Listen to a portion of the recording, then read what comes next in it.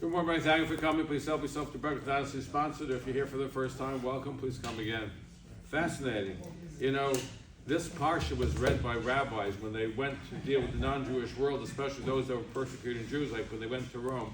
And Yaakov did different things. He davened, he split up his family, he was prepared for war, and he tried to appease. He gave him, animals. Please accept my blessings. So what's fascinating is a story that's told in World War II that 24 rabbis were arrested by the Italian authorities, and they were afraid they were going to be given over to Nazis for execution. So this got wind. Rav Ahron Kotler of the Lakewood Yeshiva got wind of this, and he called Rav Ahron, who was known in Orthodox. Actually, he says, "What can we do to rescue the 24 rabbis that are, God forbid, could end up in the Nazis' hand?" So he said, "You got to deal with the Italian Mafia." Okay, so how do we do it? So Rav Ahron arranges for a meeting with Joe Bonanno from the Bonanno crime family to deal with this plight. They walk in, Rav Ahron, Rabbi Kotler does not speak a word of English, by the way. So Rav Ahron does all the talking.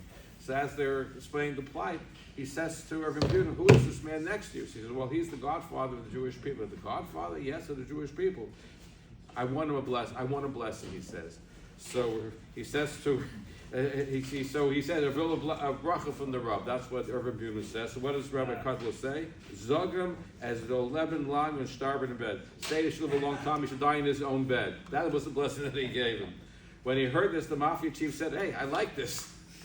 Because too many of them die in steakhouses and don't live to a ripe old age. He goes, "Give me 2 weeks, I'll get the rabbis saved," which he did. Story continues. A number of years later, a black limousine with 2 well-dressed men pull up in front of the Lakewood Yeshiva, and they ask to speak to Rabbi Kotler. So Rabbi Kotler comes out, and they go, no, not you. I want to talk to the other Rabbi Kotler. I guess the older Rabbi Kotler. He says, "I'm sorry, he passed away." He goes, "We want the same kind of blessing, because Joe Bonanno lived a long life, I think 97 years of age. He died in his own bed. We want the same blessing."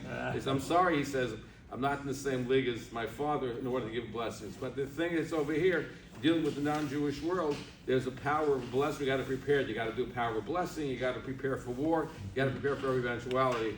And hopefully, the power of blessings and the power of prayer, we can overcome our enemies, which we have to this very, very day." Have a wonderful day.